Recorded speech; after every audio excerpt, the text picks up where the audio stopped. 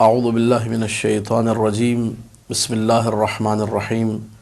الحمد للہ رب العالمین والصلاة والسلام علی سیدنا و مولانا ابی القاسم محمد اللہم صلی علی محمد وآل محمد وآلہ الطیبین الطاہرین المعصومین المظلومین المنتجبین الاخیار ولعنۃ اللہ علی اعدائہم الاشرار اما بعد فقال اللہ تبارک و تعالی فی کتابہ المبین بسم اللہ الرحمن الرحیم فما یزیدہم الا طغیانا کبیرا۔ ناظرین کرام، ہلاکت یزید کے حوالے سے جو کہ 14 ربیع الاول سن 64 ہجری میں واقع ہوئی، آپ کی خدمت میں کچھ معروضات پیش کرنی ہے تاریخی حوالے سے۔ 14 ربیع الاول کی رات منگل کا دن تھا۔ 14 ربیع الاول کی رات، اس رات میں اور اگلا دن جو منگل کا واقع ہو رہا ہے، مورخین نے لکھا کہ یزید جو ہے واصل جہنم ہوا۔ اب یزید کے واصل جہنم ہونے کے حوالے سے جو تاریخ میں باتیں تقریباً 8 کے قریب مختلف اقوال ذکر ہوئے، جس میں سے 7 جو ہیں وہ اہل سنت مورخین کے ہیں اور ایک جو ہے وہ ہمارے شیعہ علماء نے ذکر کیا ہے۔ ان 7 اقوال کا خلاصہ جو ہے 3 اقوال کی شکل میں آپ کے سامنے بیان کروں گا۔ پہلا قول کتاب الثقات میں ابن حبان نے ذکر کیا کہ یزید نے ایک رات شراب پی، وقام یرقص، اور شراب کے نشے میں دھت ہو کر اس نے ناچنا شروع کر دیا۔ فسقط وتناثر دماغه، یزید جو ہے ناچتے ناچتے جب گرا تو اس کے سر پہ ایسی چوٹ آئی کہ جس کی وجہ سے اس کا دماغ، اس کا مغز باہر آ گیا اور اس کی موت واقع ہو گئی۔ تو شراب کے نشے میں دھت ہو کر اس برے طریقے سے موت واقع ہوئی۔ ایک قول ابن حبان نے الثقات میں یہ ذکر کیا۔ دوسرا قول جو کہ انصاب الاشراف میں بلازری صاحب نے ذکر کیا اور سیر و اعلام النبلاء میں ذہبی نے ذکر کیا کہ یزید کی عادات میں سے ایک عادت تھی بندروں سے کھیلنا، کتوں کی لڑائی کو دیکھنا، گدھوں پر اپنے بندر ابو خلف جس کی اس نے کنیت رکھی ہوئی تھی اس کو بٹھا کر اس کے پیچھے دوڑنا، اس سے ہنسی مذاق کرنا، اس کے ساتھ کھیلنا، یہ یزید کے پسندیدہ مشغلوں میں اور پسندیدہ عادات میں تھا۔ تو ایک دن یزید نے اس وقت بھی شراب پی ہوئی تھی، نشے میں بھی دھتا ہی، اپنے بندر ابو خلف جس کا پسندیدہ بندر تھا اس کو اس نے گدھے پر سوار کیا، اس کے سر پہ سونے کا تاج رکھا، اس کو ہیرے جواہرات وغیرہ پہنائے اور اس کے بعد اس کو دوڑانا شروع کر دیا گدھے کی پشت پر بٹھا کر، اور خود بھی پیچھے پیچھے بھاگنا شروع کر دیا۔ اب ایک قول مورخین کے یعنی 8 اقوال جو ہم نے ذکر کیے، ایک قول یہ ہے، بعض مورخین نے لکھا کہ پیچھے سے اس بندر کو گدگدی کر رہا تھا، نوچ رہا تھا، جس کی وجہ سے بندر نے جھپٹ کر یزید کو کاٹا، جس کی وجہ سے یزید کی موت واقع ہوئی۔ ایک قول یہ ہے، اور ایک قول یہ کہ جب یہ شراب کے نشے میں بھاگ رہا تھا اس بندر کے پیچھے، تو بھاگتے بھاگتے زور سے زمین پر گرتا ہے، منہ کے بل گرنے کی وجہ سے۔ اب پھر یہاں پر 2 باتیں مورخین نے لکھی کہ اس کی گردن میں کوئی چیز گھسی، گردن ٹوٹ گئی اور موت واقع ہوئی، اور کچھ نے لکھا کہ پیٹ میں کوئی چیز چبھی جا کر گھسی، اس کی وجہ سے موت واقع ہوئی۔ تیسرا قول جو کہ نہایہ میں ابن اثیر نے ذکر کیا ہے، نہایہ فی غریب الحدیث میں،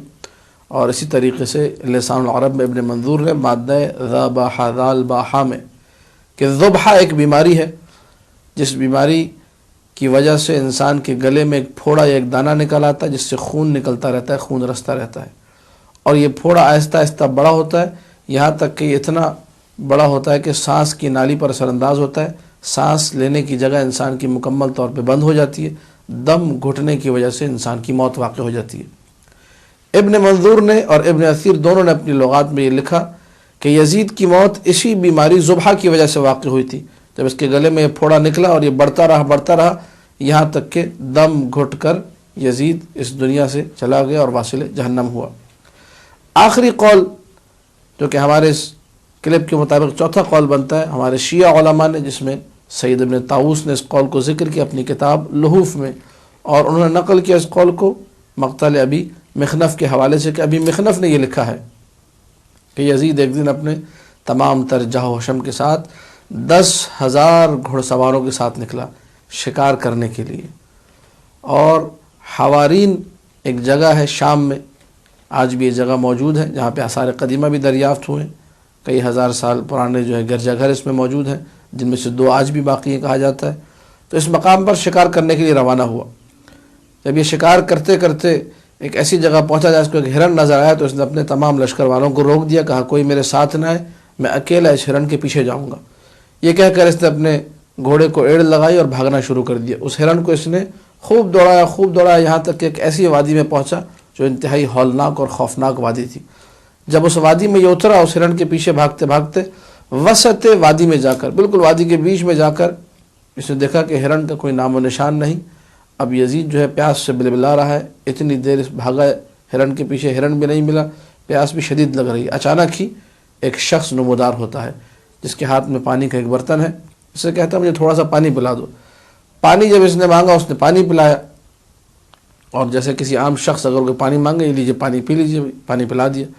یزید نے جب اس کا یہ رویہ دیکھا تو کہا کہ اگر تمہیں معلوم ہوتا میں کون ہوں تو تم میرے عزت و احترام میں بہت اضافہ کرتے،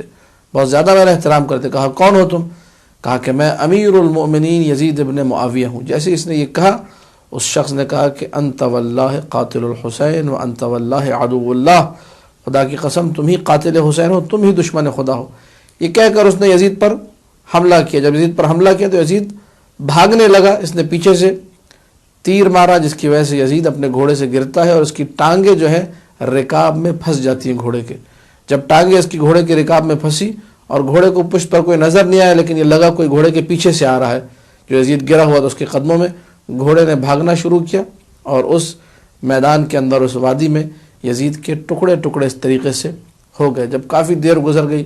لشکروں نے دیکھا کہ یزید کا کوئی اتا پتہ نہیں ہے، تو دوڑتے ہوئے وہ لوگ آئے تو ان کو رکاب میں لٹکتی ہوئی ایک ٹانگ ملی۔ اسی کو لے جا کر دفنایا گیا قبرستان باب الصغیر میں۔ یہ واقعہ سن 64 ہجری 14 ربیع الاول منگل کے دن کا ہے۔ تو اب اگر دیکھا جائے، ہمارے پاس اردو میں ایک محاورہ بھی ہے، اب مجھے نہیں معلوم اس کی حقیقت کیا ہے، کہتے ہیں جنگل میں منگل، تو مجھے لگتا ہے یہیں سے نکلا ہے، جنگل میں منگل جو ہے وہ یہی 14 ربیع الاول سن 64 ہجری، یا جو ہے آپ کہیے 12 نومبر۔ اتفاق کی بات یہ ہے کہ 2018 جب یہ کلپ ریکارڈ ہو رہا ہے، اس میں بھی جو ہے ربیع الاول اور نومبر کے مہینے جو ہے دونوں مل گئے ہیں۔ اس زمانے میں بھی سن 683 ہجری میں بھی 12 نومبر کا دن تھا اور ٹیوزڈے منگل کا دن تھا، جس کی دن اس ملعون کی موت واقع ہوئی۔ لے جا کر اس کی ٹانگ کو، بدن کے کچھ ٹکڑوں کو دفنایا گیا قبرستان باب الصغیر میں۔ حیرت یہ ہے کہ جس ملعون شخص نے آل محمد پہ ظلم ڈھایا، شیخ جعفر شوستری نے اپنے مقتل میں لکھا ہے، اور آج بھی لوگوں نے بہت سارا نقل کیا ہے جن لوگوں کے ساتھ یہ واقعات ہوئے ہیں، کہ وہ جگہ ایک کچرا کنڈی بنی ہوئی ہے جہاں پر یزید کی قبر ہے، اور لوگ وہاں جا کر پتھر پھینکتے ہیں، کچرا پھینکتے ہیں،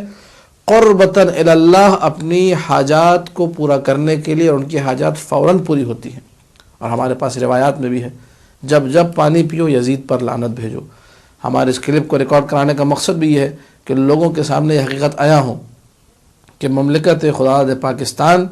کہ جس کی بنیادوں میں حسینیوں کا خون شامل ہے، اس مملکت میں اگر کوئی ایسی کتاب لکھے